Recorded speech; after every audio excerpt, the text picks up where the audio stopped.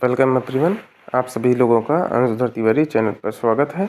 आज हम लोग पुनः आगामी परीक्षा जो आपका बोर्ड पेपर है उसके लिए हाई प्रोबेबिलिटी जो हाई चांसेस वाले क्वेश्चंस हैं प्रोबेबिलिटी के, उनको हम लोग कवर अप कर रहे हैं।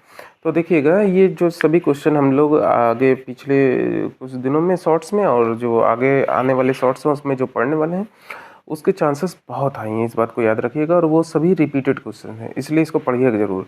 तो प्रश्न है आज का, a dice is rolled two twice. एक डाइस को, एक पासे को 2 बार फेंका गया है। The sum obtained in 4 to be 6। और जो डाइस पे जो नंबर्स आ रहे हैं उनके सम आ रहा है 6। Find the conditional probability that the number 4 obtain at least 1 times.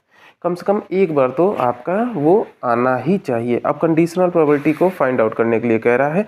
अब गिवन क्या है और नोन क्या है और क्या अननोन है, सबसे पहले तो उसको फाइंड आउट कीजिए। अब आपसे कह रहा है कि वो नंबर 6 सम फाइंड आउट हो रहा है, ये तो हमको पता है, लेकिन उसमें से कोई एक, किसी एक डाइस पे एटलीस्ट इसमें बोला है। एटलीस्ट का मतलब हो गया कि एक पे भी आ सकता है, दोनों पे भी आ सकता है। ये हमारा अननोन है, ये देखिए मैंने मार्क करके रखा है। अब देखिएगा, इवन जो मेरे को अननोन है मैं उसको सबसे पहले इवन के रूप में रिप्रेजेंट करूँगा। The event in which the number 4 appear at least 1 times, जिस पे एक बार बनेगा। और E2 मैंने माना है जिसका सम कितना है, 6 है।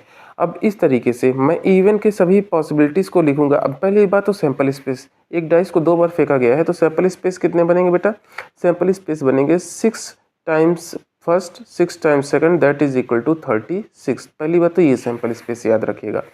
अब इवन के सभी चांसेस जो हैं कि 4 किसी एक पे आना चाहिए, तो पहले डाइस पे मैंने 4 जितनी पॉसिबिलिटीज़ है मैंने ले ली, और दूसरे डाइस पे 4 जितनी पॉसिबिलिटीज़ है मैंने ले ली। लेकिन मैंने अगर दूसरी बार वाले में जब बना रहा था ना, तो मेरा ये वाला सेक्शन कॉमन था, और चूंकि ये सेट वाला पोर्शन है तो मैं रिपीट कर नहीं सकता।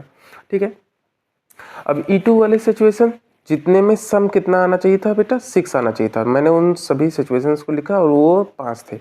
अब मेरा ये टोटल मैंने सैंपल इस पर 36 लिखा, दोनों में कॉमन को ढूंढा तो वो केवल 2 पॉसिबिलिटीज थे।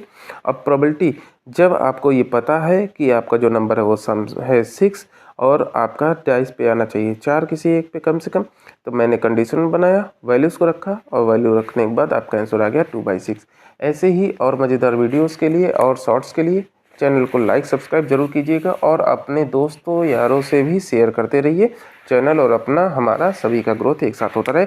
और मेरे पूरी उम्मीद है आप सभी लोग बहुत अच्छे से समझ गए होंगे, नहीं समझे हैं तो ज़रूर पूछिएगा दोबारा। धन्यवाद।